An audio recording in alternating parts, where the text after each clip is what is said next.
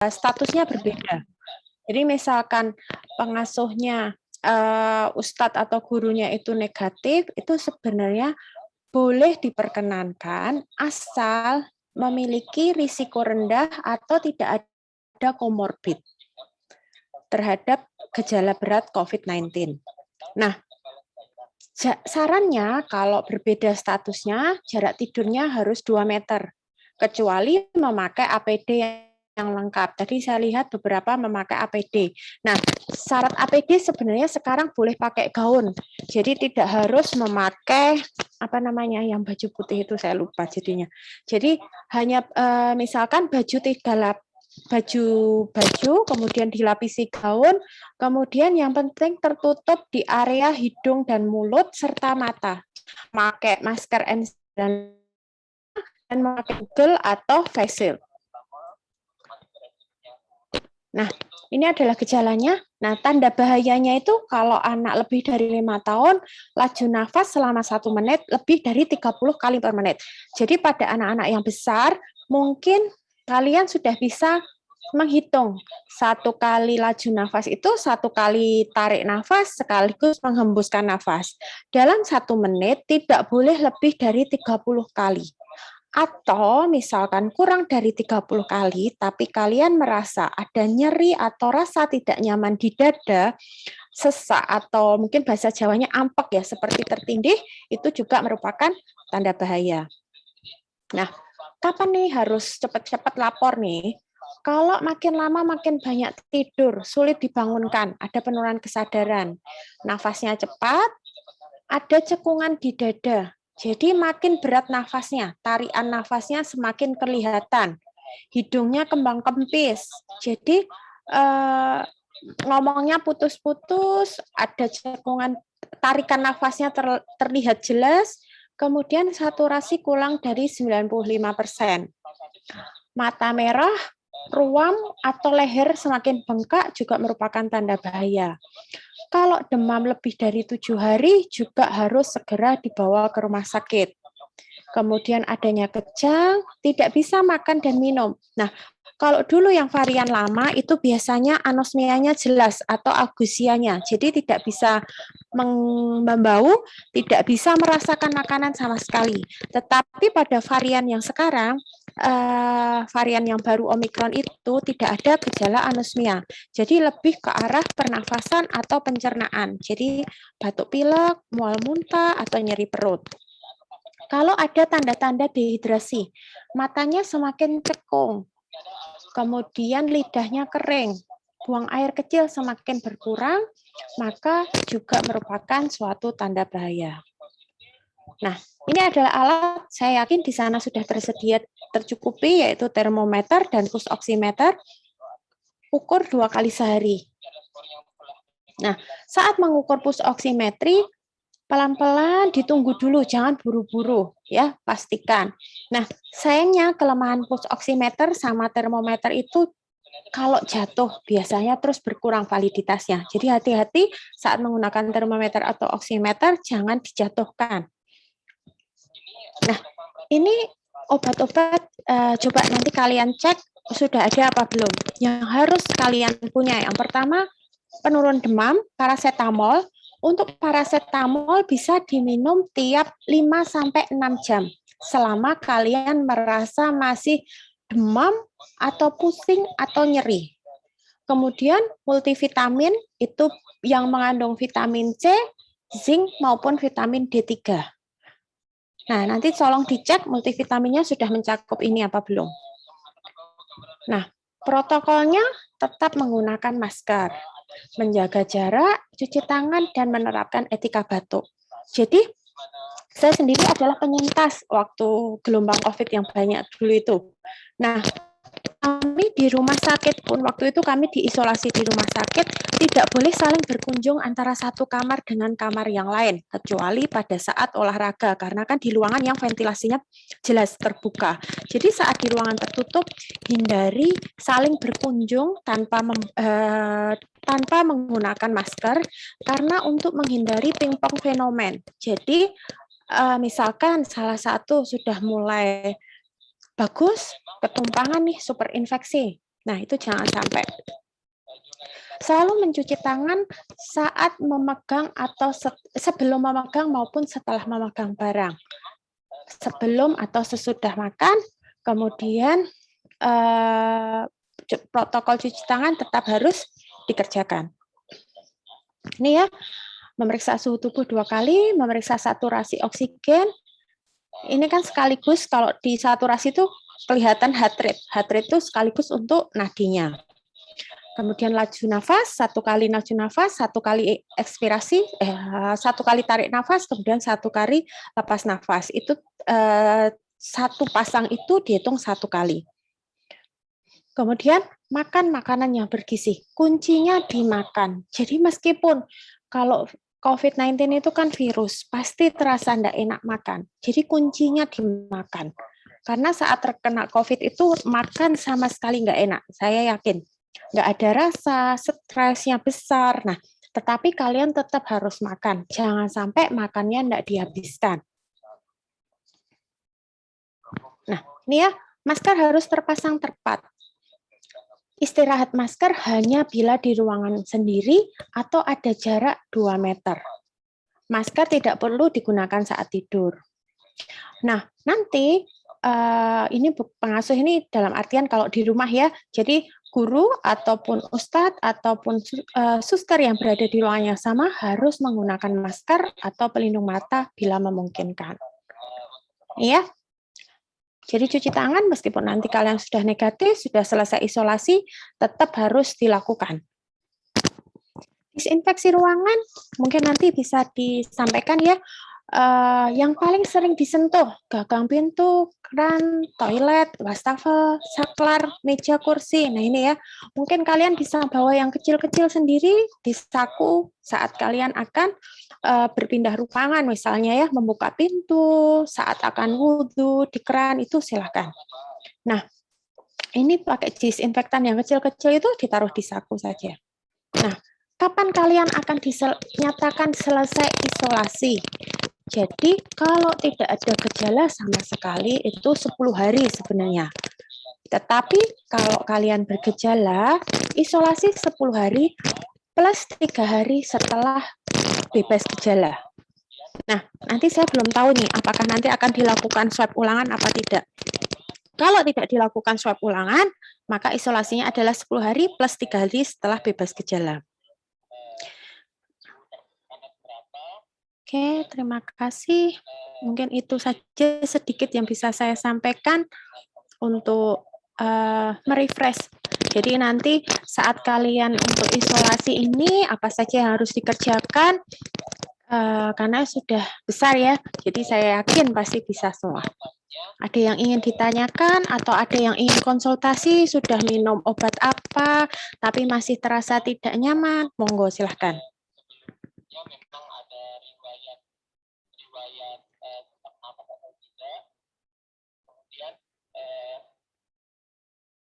Untuk anamnesis nafasnya, fisiknya apa? Untuk pemeriksaan fisiknya dari Ibu tunggu sebentar ya Bu, ini kita lanjutkan dulu kepada anak-anak yang di sini. Iya.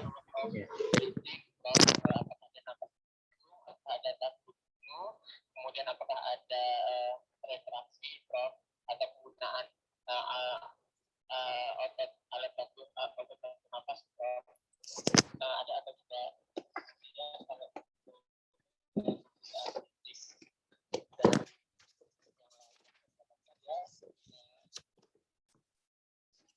Demam, terus suhunya di atas 38 atau suhunya di atas 38, kemudian dari pemeriksaan fisiknya, dari toleransinya di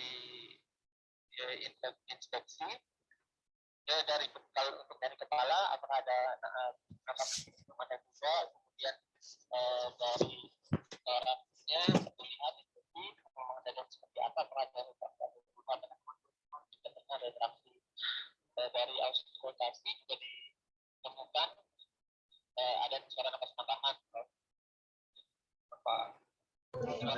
Ya Ibu, saya mewakili anak nih, ada yang mungkin malu-malu nanya juga. Iya. Nah ini ada yang ngerasa batuk, terus kira-kira nih setelah rasa batuknya hilang atau flu-nya hilang, nah itu idealnya berapa hari sih nunggu gitu sampai benar-benar bisa keluar dari karantina itu Bu baiknya. Oh ya, jadi misalkan PCR-nya positif tanggal berapa? Itu dari pemeriksaan masih ada yang belum. Itu untuk dari ada 19 Bu positif ya. 19 positif ya. Oke, berarti 20, 21, 22, 23, 24, 25, 26, 27, 28, 29. Itu kan hari ke-10-nya tanggal 29. Ditambah 3 hari. Kalau misalkan tanggal 29 itu batuknya sudah berkurang. Ya. Nah, batuk di sini itu yang batuk apa ya? Kalau bahasa Jawanya itu batuk ngekel.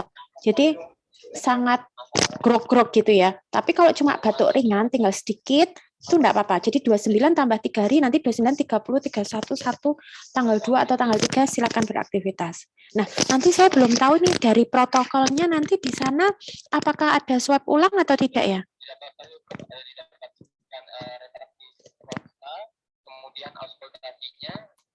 Soalnya kadang beda-beda di tiap kabupaten.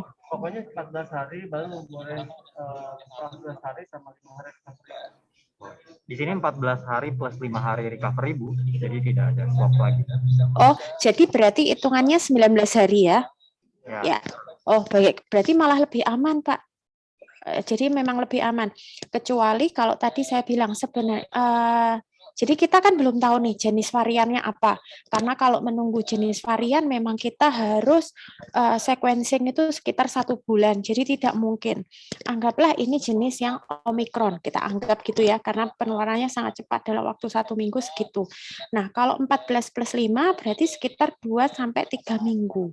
Nah, gunakan 2-3 minggu itu isolasi. Kalaupun terpaksa harus berinteraksi dengan yang lain, tetap lakukan protokol jaga jarak. Jadi tadi misalkan berbeda status, satu positif, satu negatif, jaraknya 2 meter. Kalau misalkan harus makan di ruangan yang sama, mungkin bisa bergantian makannya. Baik, terima kasih Bu. Ada anak ini ya. Ya.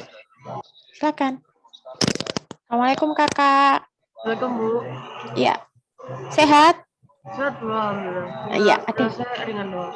Saya pengen nanya, kan saya kalau misalnya nih ya di kamar, saya kalau suhunya dingin, ya itu kan pilek gitu kan, ya kayak hidung saya langsung mampet. Nah itu tuh, tapi kalau di ruangan biasa tuh suhunya biasa, itu tuh pilek saya udah nggak ada. Hilang. Nah jadi itu Ya. masih kehitung gejala apa enggak itu Bu? Apakah sebelum terkena COVID dulu juga seperti itu? Sebelum kena COVID sih saya jarang pilek malam. Oh, sebelum. Jadi enggak ya. Maksud saya gini, kadang pada beberapa anak atau beberapa orang itu mengalami alergi dingin. Jadi saat suhu ruangan dingin, dia akan bersin-bersin atau hidung tersumbat atau pilek. Tapi begitu di suatu ruangan yang lebih hangat, keluhan tersebut akan hilang. Nah, ini kan udaranya sangat dingin dan lembab. Misalkan nih, kalau memang setelah di ruangan yang hangat atau tidak ada AC kok hilang gejalanya, kita nggak bisa menghitung itu suatu gejala. Mungkin alerginya muncul atau terprovokasi karena COVID-19 ini baru muncul. Karena kan kondisi imun turun, jadi mempengaruhi reaksi alergi di dalam tubuh. Gitu. Ya. Obatnya sudah ada semua, termasuk yang pilek? Udah ada semuanya. Oh, sudah selesai semua ya. Oke. Jangan lupa vitaminnya diminum ya. Ya. Makan doyan kan? Doyan kok Bu. Oh ya. Terima kasih ya Bu. Iya, sama-sama. Sehat terus ya. Ya Bu. Ada batu, kemudian dia juga didapatkan penurunan berat badan, Prof, ketika usia 2 bulan 3 bulan, Prof. Itu yang memang anamnesis yang memang didapatkan pada pasien. Kemudian dari kontaknya juga harus kita tanyakan. Namun memang pada pasien ini setelah digali memang dari keluarga Kelas 12, nggak ada yang mau nanya, Mas 12? batuk lama atau mengalami demam. Namun memang saya pernah menanyakan, saya kemarin menanyakan apakah memang kemarin setelah dilakukan pemeriksaan dan nanti terdiagnosa infeksi, apakah pernah diperiksakan anggota keluarga juga jadi benar diperiksakan ke Atau yang sedang di rumah mungkin ada pertanyaan.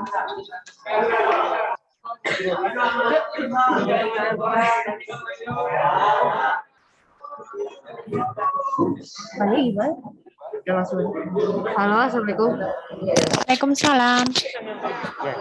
Saya mau nanya, apakah salah satu gejala COVID itu bisa meningkatkan detak jantung? Oh, detak jantungnya berapa ini sekarang, Kak? Sekarang saya 131. Habis aktivitas, habis lari? Nggak habis dulu. Tidak habis olahraga? Olahraga udah tadi sejam lebih. Coba dihitung manual dulu. Di sini ya, kan harusnya nadi itu sama dengan denyut jantung. Coba hitung selama 1 menit full. Kita dihitung manual aja berapa, atau pakai stetoskop dihitung manual. Ini tadi 130 pakai pulse oximeter. Pakai jam tangan saya. Oh, hitung manual dulu ya. Hitung manual dulu, pakai ini, atau dipakai stetoskop di jantungnya. Karena banyak faktor yang mempengaruhi dari denyut jantung. Yang pertama ini aktivitas, ya olahraga. Kemudian kalau kalau laju nadinya cepat, itu nafasnya pasti juga cepat. Ya, itu selalu sinkron dan suhunya juga tinggi. Jadi kalau kayak ini Kakak kan bicara juga nyaman, tidak ada nyeri dada, kemudian tampak tidak tidak ada tarikan nafas yang menghela nafas dan sebagainya, itu tidak ada, sepertinya nggak matching. Coba hitung manual dulu. Kalau ini usianya berapa? Saya tahun ini 19. Oh, 19. Harusnya kurang dari 100. Iya. Coba ya. Coba atau minta tolong, di situ ada tenaga medis, suster atau ada? Bisa minta ditensi sekalian ya. Dihitung tensinya, kemudian dihitung manual nadi sama laju napas. Nanti boleh di WA-kan ke saya, enggak apa-apa. Oke. Ya.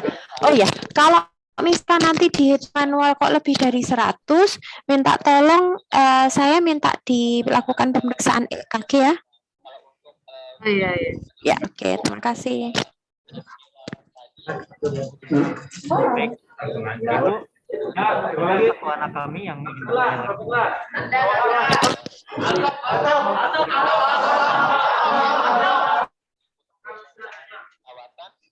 Assalamualaikum, Bu.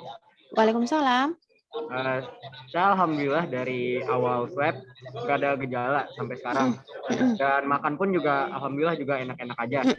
Apakah saya harus swab ulang secepatnya atau nunggu 10 hari dulu? Ya, jadi kalau yang di aturan terbaru nih ya, kalau benar nih variannya Omikron, itu saat kalian ada perbaikan klinis nih, hari ke-5 ke-6 tuh boleh dilakukan PCR, tapi harus 2 kali berturut-turut, syaratnya negatif, selang pemeriksaan pertama dan kedua lebih dari 24 jam, selangnya 24 jam, dan hasil CT-nya harus lebih dari 2 kali. Tetapi pemeriksaan ini tidak ditanggung oleh pemerintah, jadi harus kalian sendiri, mandiri. Tetapi kalau misalkan ini kalian pengen buru-buru nih, saya udah enggak betah nih, gitu ya. Nah, itu hari ke-5 dan ke-6 silahkan kalau mau cek ulang. Tetapi tetap nih lebih amannya selesaikan 1 hari saja kalau tidak bergejala. Ya, ini kan tanggal 19 nih, 20, 21, 22, 23, 24, 25. 4 hari lagi, Kak. Ya, siap, makasih Bu. Ya, Kak, ini bertanya, Ya, silakan. kan saya kan dulu juga pernah positif kan waktu PCR itu kan. Nah, saya kan ada juga karantina 2 malam tuh. Nah, pas hari kedua itu kan saya dijemput sama papaku. Nah, habis dijemput, saya langsung di PCR. Nah, keesokan hari itu, alhamdulillah hasilnya negatif. Nah, itu emang bisa kayak gitu, Kak. Nah, 2 hari itu cuma dari ditentuin positif PCR dan 2 hari setelahnya negatif. Itu kenapa bisa? Ya, oke. Terima kasih. Pertanyaan yang bagus nih. Ini kadang jadi polemik ya. Jadi idealnya tidak boleh tuh dilakukan pemeriksaan PCR terlalu cepat. Jadi ada pedomannya kapan kita boleh PCR lagi. Nah, pertama nih, kadang standar pemeriksaan satu lab dengan lab yang lain tuh berbeda. Metode pemeriksaannya juga berbeda. Nah, saat kakak dilakukan tes, ngambilnya juga beda. Contoh nih, segelas cendol. Kamu ngambil nyendoknya di bagian kanan nih. Tutup mata, kan kita ngambilnya nggak tahu nih di dalam. Tutup mata, ngambil di kanan, cendolnya dapat 1. Ngambil di kiri, cendolnya dapat 5. Nah, mungkin saat kamu dicek di asrama, itu dapat 5 cendol. Jadi langsung kelihatan nih, positif. Nah, hari ketiga, negatif. Nah, berapapun kalian ambil swab, kalau dalam waktu yang berdekatan, meskipun hasilnya nanti positif, positif, yang diambil adalah yang positif. Nah, itu kan kemarin tanpa gejala ya dulu ya. Nah, kalau tanpa gejala selesaikan 7-10 hari. Tetapi kalau yang untuk Omikron ini, kalau tidak bergejala tetap kita pakainya 10 hari. Kenapa nih? Kasihan orang-orang di sekeliling kita. Mungkin kita tidak bergejala, tetapi orang-orang di sekeliling kita nih yang bahaya. Ya, mungkin punya komorbid, gemuk, atau punya penyakit yang lain, asma, alergi, sakit jantung, atau kelainan darah. Nah, ini yang sangat berbahaya. Jadi, anak itu adalah silent spreader. Jadi, sangat berbahaya. Kenapa nih? Dari dulu nih kok PTM nggak di ACC? Di ACC itu ya karena kayak gini nih. Karena kalian silent spreader. Jadi, kalian nggak bergejala. Tapi kan kalian pulang nih.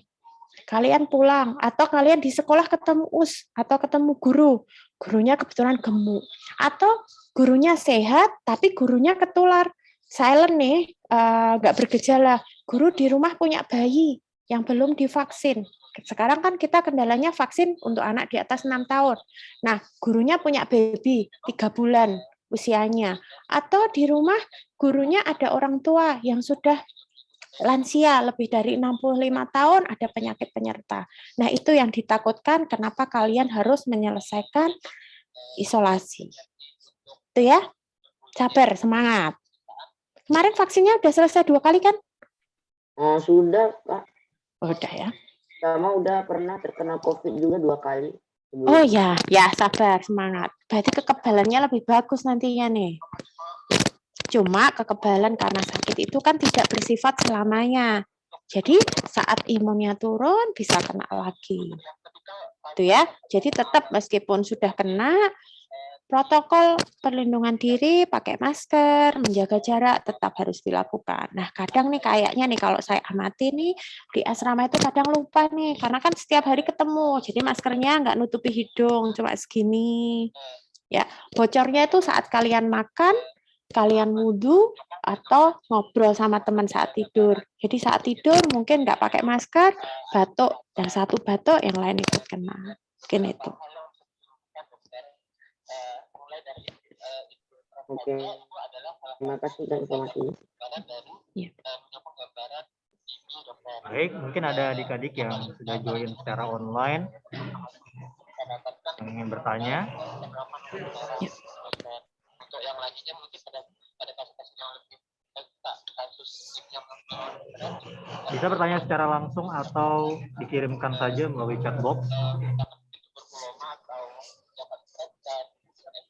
Teman-teman kelas 11 yang dan kelas 12 di sana yang mungkin ingin bertanya silakan.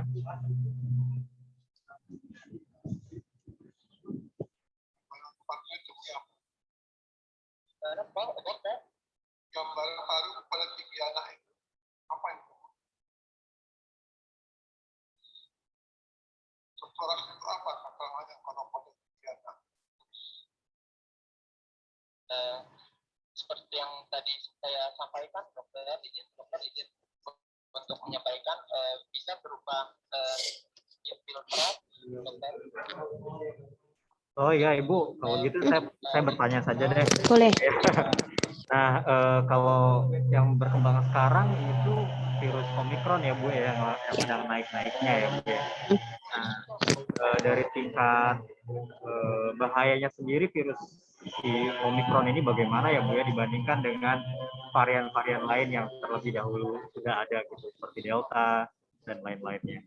Ya, oke. Kalau dibandingkan Delta itu sebenarnya hitungannya ya secara teori itu dia 300 kali jauh lebih cepat penyebarannya. Makanya ini kemarin tuh saya agak kaget dalam waktu seminggu angkanya udah naiknya segitu ya. Nah, kemudian yang kedua, tetapi dia sebenarnya keparahannya saat menginfeksi paru itu cuma 10%-nya. Itu secara teori. Tetapi mohon maaf nih, di Indonesia itu tidak semua masyarakat teredukasi dengan baik tentang vaksin ini. Jadi di Indonesia baru dalam minggu ini sudah ada 2 yang meninggal karena Omikron. Jadi tadi meskipun keparahannya itu cuma 10%-nya, tapi kok ini ada yang mati nih 2 orang. Nah, ternyata setelah diselidiki, yang 2 ini 1 belum tervaksinasi, jadi memang belum vaksin, yang 1 vaksinasi lengkap tapi punya komorbid. Jadi meskipun nih secara teori itu ringan, tapi kita tetap nggak bisa nganggap remeh. Sampai benar-benar pandemi ini dinyatakan sebagai endemis. Kalau sudah dinyatakan endemis, enak cuma batuk flu biasa. Karena kan cakupan vaksin, mungkin kalau di Jakarta cakupannya sudah bagus, tapi di beberapa daerah tertentu atau orang-orang tertentu yang belum bisa mendapatkan vaksin secara maksimal akan sangat berbahaya. Kalau nafas, yang belum rasa, kayak ada sakit batuk, kalau nafas. Nah, kalau dia batuk-batuk, Baik, terima kasih Ibu Iya. untuk jawabannya. Kita nunggu sebentar lagi Bu ya. Mungkin Boleh. ada anak Ya. yang masih nahan-nahan diri buat nanya nih Bu. Iya. Kalau di sana pemeriksaan sehari berapa? Tiap hari sekali? Terima kasih dokter Ustaz untuk masukannya. Sehari 2 kali Bu. Oh, sorry, Pagi dan dokter. malam. Oh, pagi dan malam.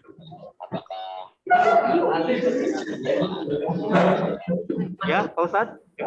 Udah. Ya. Assalamualaikum Bu. Assalamualaikum. Waalaikumsalam. Ya. Ini saya mau nanya Bu. Jadi kan saya karantina udah lama Bu sama temen saya. Nah terus semenjak karantina tuh temen saya sifatnya berubah Bu.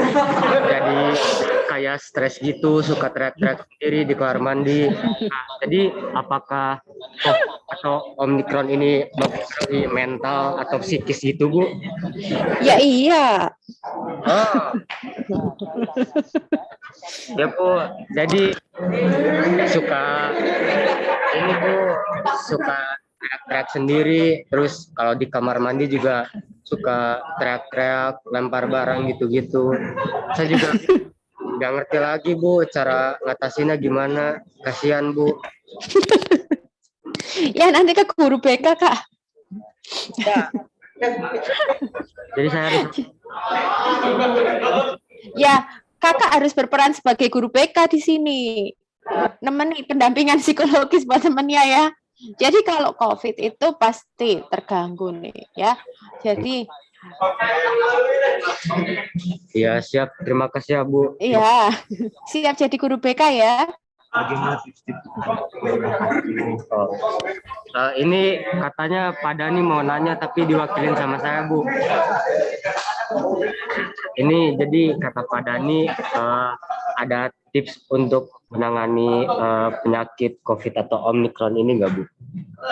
Ya tadi ya, tetap jaga jarak, jaga makan, vitamin jangan lupa berjemur. Ini COVID kan udah lama nih, udah hampir 2 tahun. Saya yakin nih kemarin-kemarin pada mulai lupa minum vitamin ya. vitamin D itu mulai lupa, berjemur mulai lupa, mulai males-males, pakai masker mulai copot-copot, mulai lepas-lepas. Nah, mungkin ya. Jadi saat dulu awal-awal COVID semuanya rapi, semuanya taat. Nah, ini udah mulai bosen, semuanya udah mulai bosen, udah mulai longgar, varian baru masuk. Ya, jadi tetap meskipun nanti kalian sudah pernah kena, tetap bisa kena lagi sebenarnya kalau tidak menjaga protokol kesehatan dengan baik dan benar. Oke, siap, makasih Bu. Ya.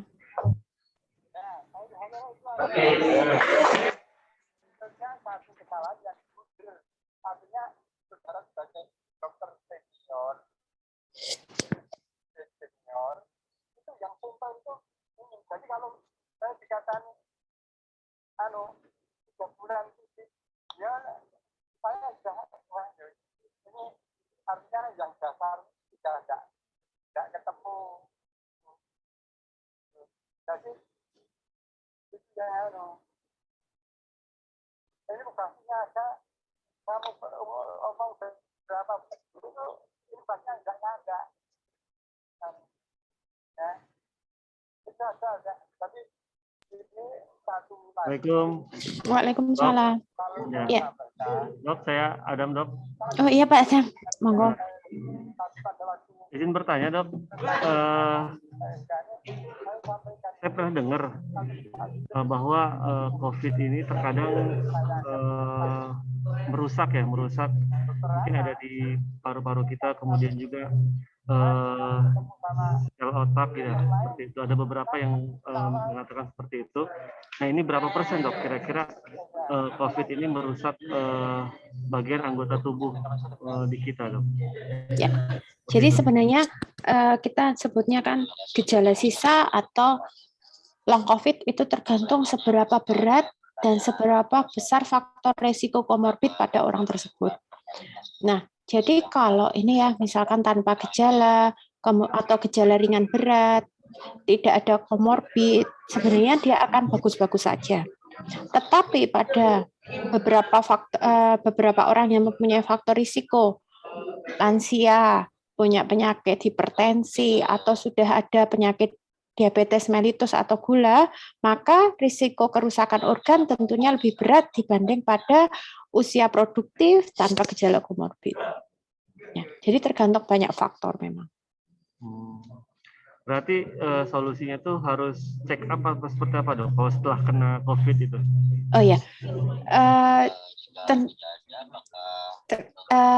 yang pertama kan habis kena PCR, PCR-nya dinyatakan terkonfirmasi, kita lihat gejalanya apa.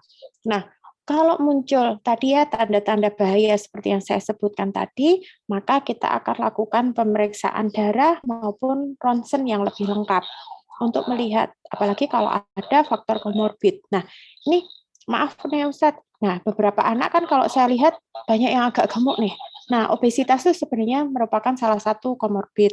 Nah, nanti mungkin bisa dikoordinasikan dengan puskesmas atau tim COVID, Satgas COVID setempat, apakah anak tersebut, misalkan nanti kan ditensi, tensinya lebih tinggi atau apa, nah nanti bisa dilakukan pemeriksaan lanjutan.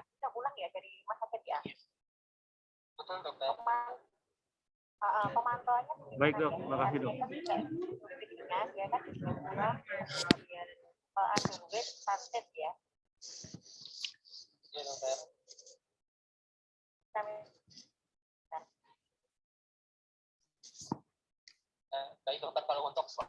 Nah, mungkin saya bisa cerita sedikit ya. Di bulan Juli lalu, kami sekeluarga kena gelombang COVID, kena pandemi. Nah, ibu saya lansia ya, baru dapat vaksin 1 kali. Sebenarnya dari segi usia tidak terlalu lansia sekali. Ibu pernah ada sakit waktu mudanya beliau, serangan jantung sekali, tapi setelah itu dinyatakan sehat, tidak memakai obat-obatan apapun. Nah, saat isolasi terpusat, jadi waktu itu kami di Solo ada isolasi terpusat seperti ini, di asrama haji. Jadi tidak boleh, waktu itu ketentuan pemerintah tidak boleh isolasi di rumah. Jadi semua dilakukan isolasi terpusat di tempat-tempat tertentu, di asrama haji maupun di rumah sakit yang ditunjuk oleh pemerintah. Selama pemantauan hari 1 sampai ke 6 tidak ada masalah. semua lab bagus, ronsen bagus, dipulangkan, boleh melanjutkan isolasi mandiri di rumah. Karena ada gejala batuk pilek, saya lakukan isolasi sampai hari ke-14. Nah, di hari ke-14, 15 muncul long COVID.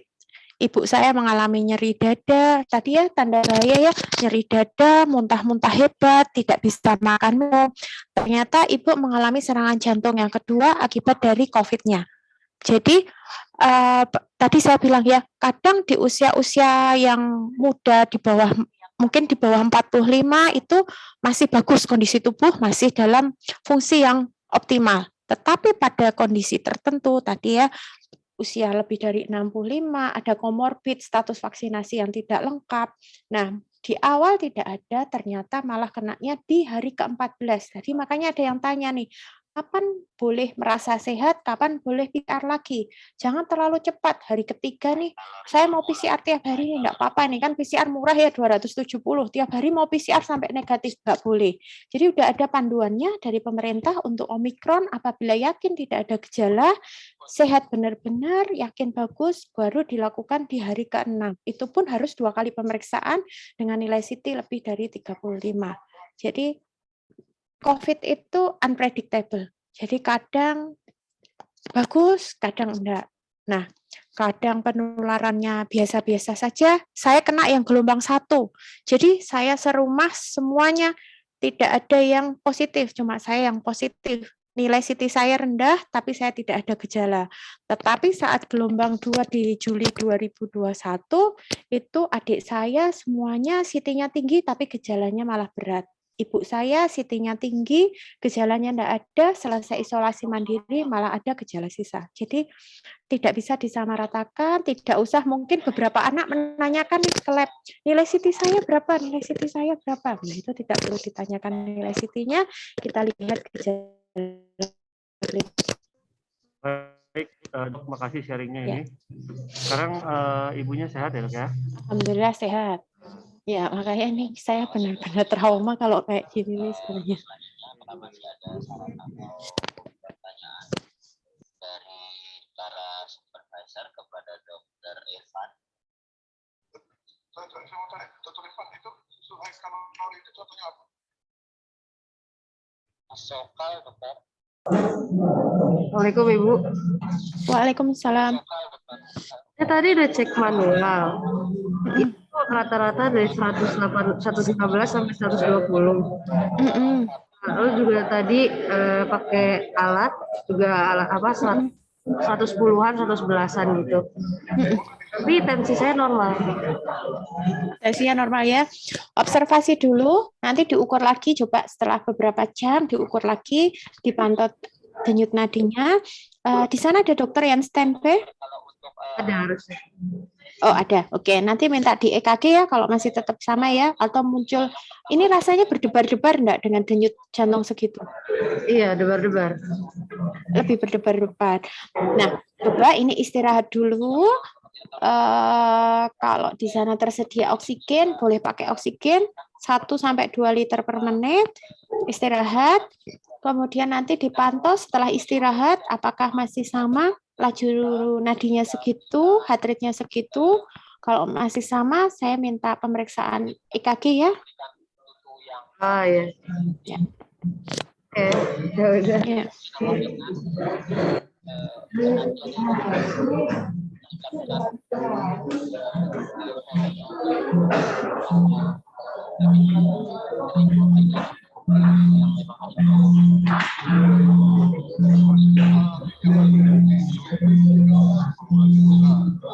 Apa yang ditambahkan rumah biasa itu supaya satu sisi bisa menjadi kalori. Bisa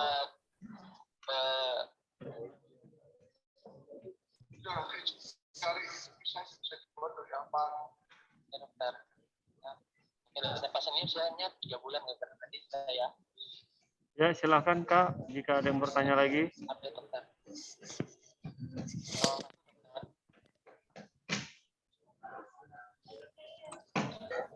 Oke. Assalamualaikum warahmatullahi wabarakatuh. Waalaikumsalam. Untuk Oke, jadi saya ingin bertanya nih, kan kita di sini udah hampir seminggu nih ya. Gimana pandangan Ibu sebagai dokter? Apakah sebaiknya kita PCR waktu seminggu ataukah sudah dalam waktu 14 hari? Mengingatkan kita di sini imunitas tubuh anak-anak juga berbeda.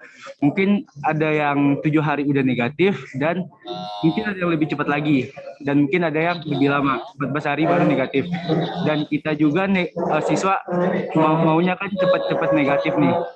Nah itu gimana pandangan Ibu sebagai dokter?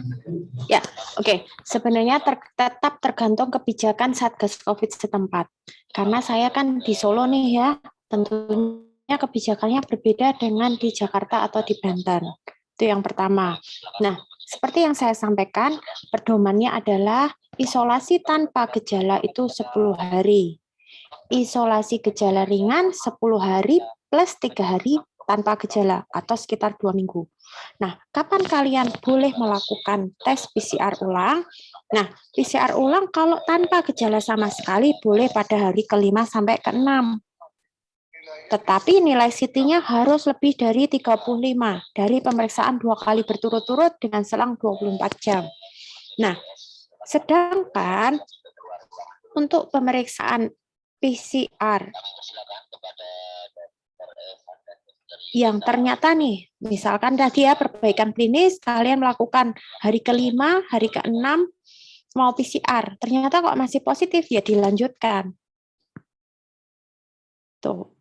Nah, kalau diambil kesepakatan, biasanya di tempat isolasi terpusat seperti ini, kita mengambil satu kebijakan yang khusus, karena tidak boleh ada double kebijakan.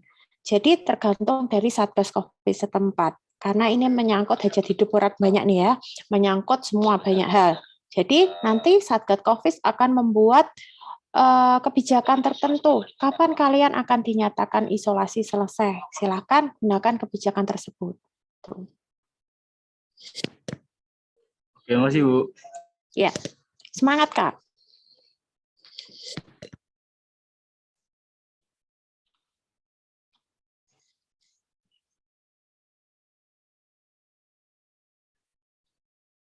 Kami persilakan Prof, dokter sekalian untuk terkait berdiskusi terkait ini.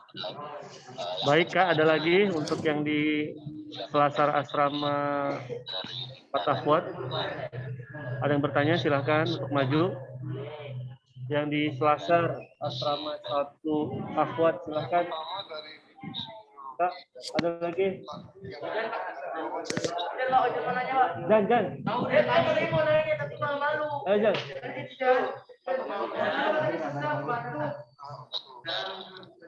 Jangan menghilangkan batu kata.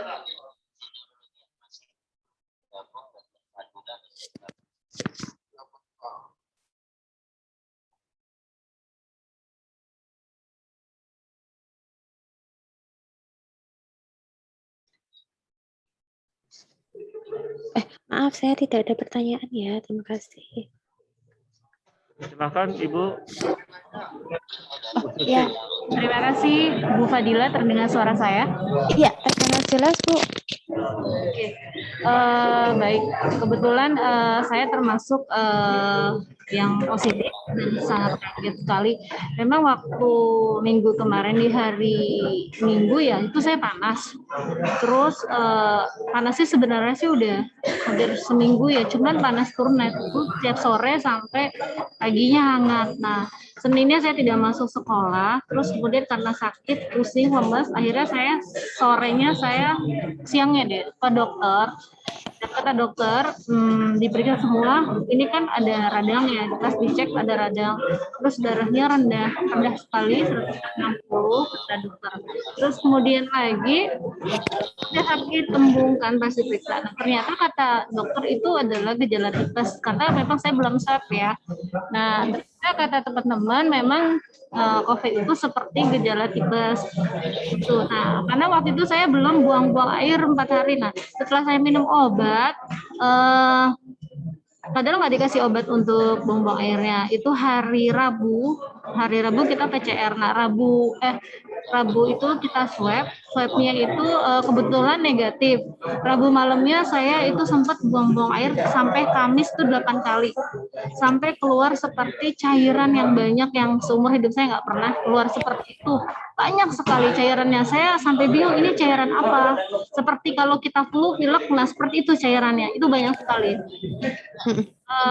Terus kemudian lagi sampai Sabtu itu masih buang air tapi nggak terlalu banyak dan alhamdulillah minggunya udah mulai normal.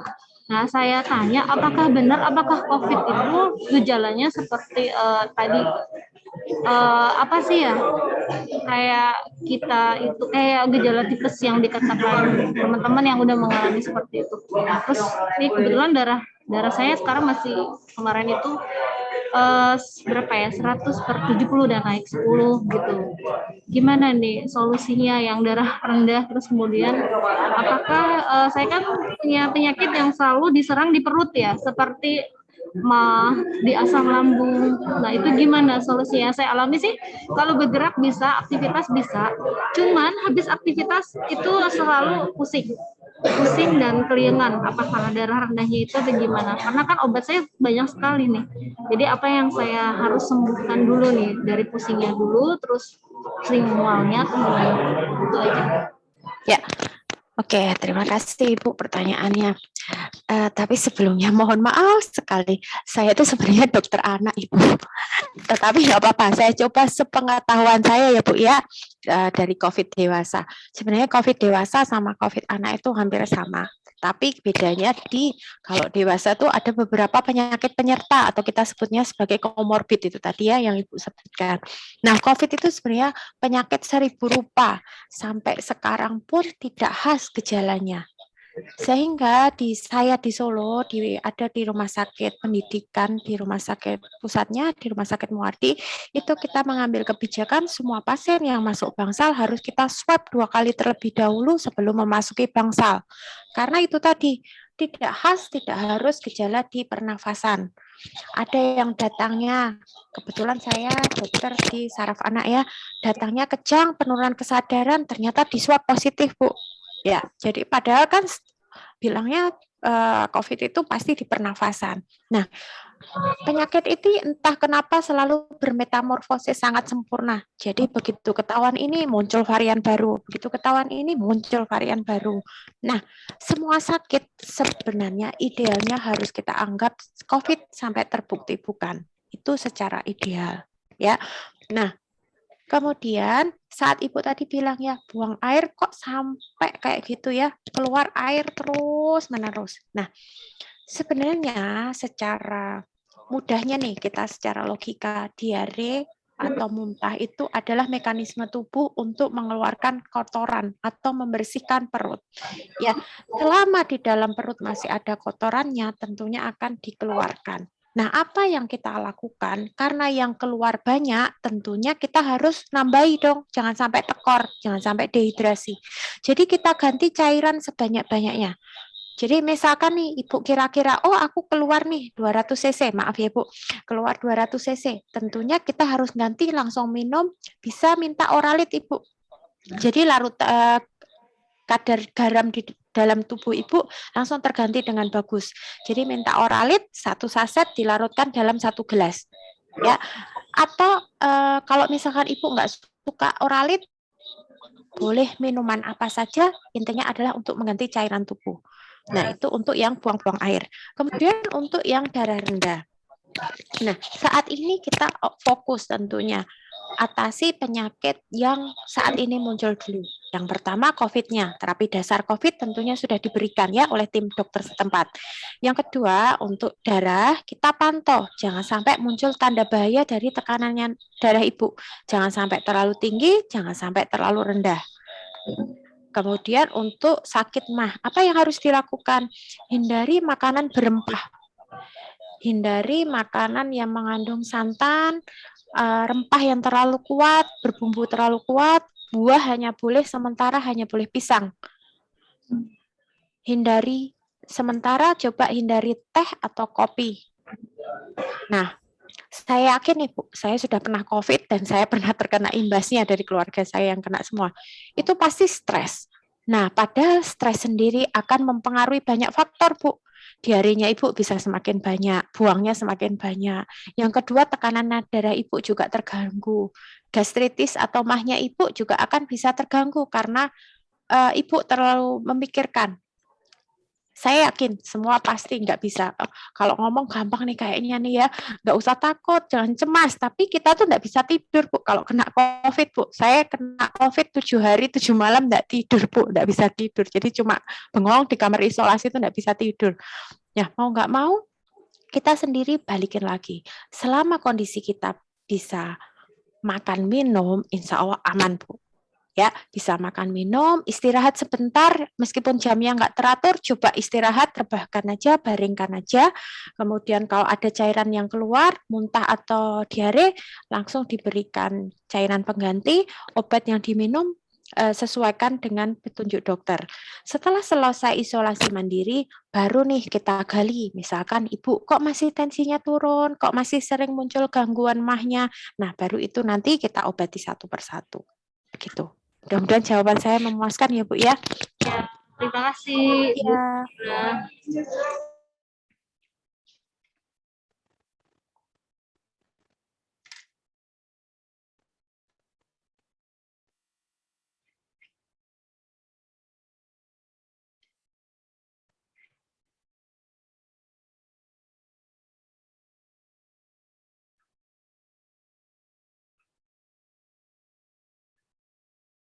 Assalamualaikum warahmatullahi wabarakatuh. Waalaikumsalam warahmatullahi wabarakatuh. Saya mau nanya dok, memangnya mereka tuh tahu di dalam tubuh kita tuh Omikron, Beta, Alpha, Charlie, Delta itu dari mana? Oh, dari tes sequencing namanya. Nah, itu butuh waktu sequencing. Jadi, kapan di sequencing itu ada syarat-syarat tertentu. Kalau CT-nya kurang dari 30. Ada rate yang sangat cepat, growth rate-nya sangat cepat, dan kena di anak-anak dalam waktu yang bersamaan nih. Kalian nih pasti nih kayaknya di sequencing nanti sama pemerintah. Karena bareng-bareng. Nah, sequencing itu kalau semuanya dipusatkan di Jakarta. Jadi swab kalian nanti di sequencing di Jakarta, nanti akan dapat hasilnya kurang lebih 2 minggu sampai 3 minggu kemudian. Tetapi apapun jenisnya, tetap kalian sebenarnya sudah dapat terapi yang tepat. Jadi terapinya tidak tergantung dari jenisnya. Jadi ngerti ya maksud saya ya, walaupun penyebabnya alfa, beta, delta, omikron itu terapinya sama. Yang membedakan adalah yang pertama cara penyebarannya yang terlalu cepat dan juga keparahannya tidak seberat delta yang kemarin. Tapi obatnya sama, vaksinnya juga sama. Terus sama mau nanya Bu, apa namanya kan mereka kan bilang Omikron tuh otomatis dia tuh bakal hilang dalam kurun waktu 10 hari atau sampai 14 lah.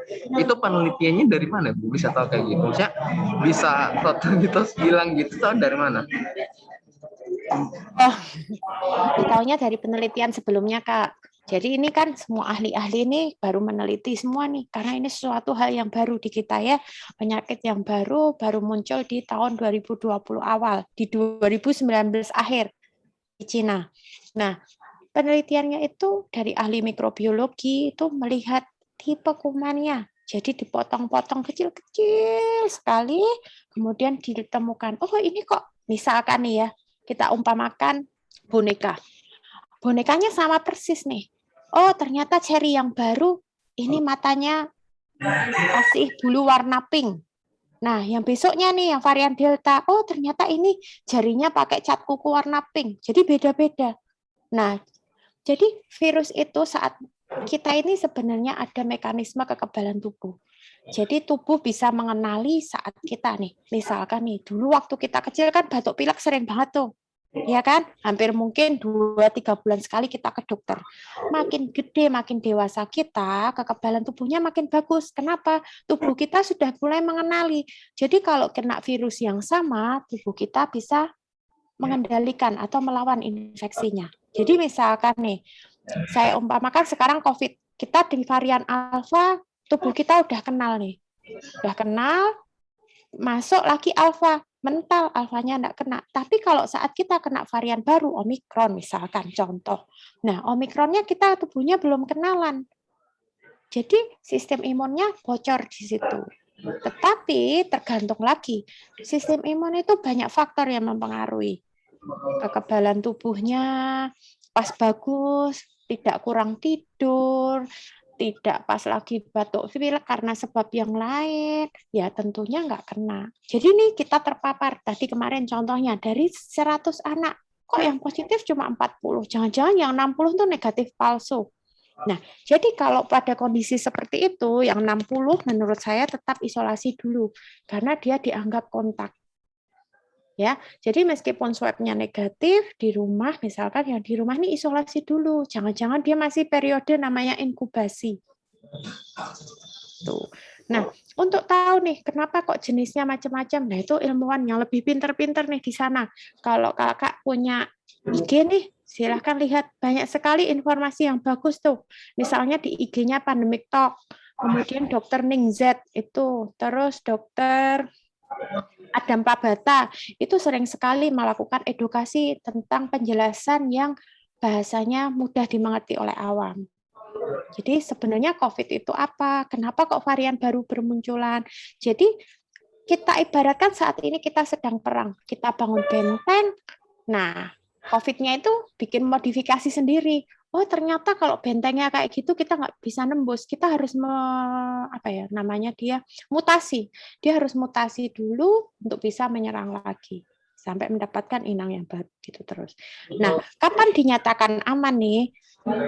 WHO bilang kemungkinan nih saat ini Omikron itu akan pesat diperkirakan puncaknya di bulan Februari akhir sampai Maret awal. Habis itu semua punya kekebalan maksimal, vaksin sudah tercover semua, sehingga pandemi bisa dinyatakan sebagai endemi. Jadi turun level. Kalau turun level artinya sudah tidak bahaya lagi. Jadi kita kalaupun kena hanya seperti flu biasa, tidak nular ke yang lain. Ya mudah-mudahan ini beneran. Tapi kalaupun kita kena gelombang yang benar-benar dahsyat, kita sudah lebih pintar ngatasi, fasilitas kesehatan juga sudah lebih bagus berbekal dari pengalaman Juli lalu, sehingga nanti di bulan Maret kita bisa lebaran, sudah jadi endemi, sudah bisa tatap muka full lagi. Amin. Terima kasih, Bu. Ya.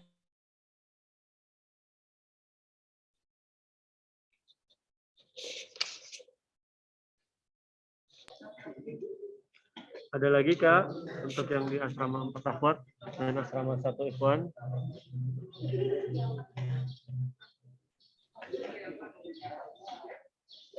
Sudah cukup?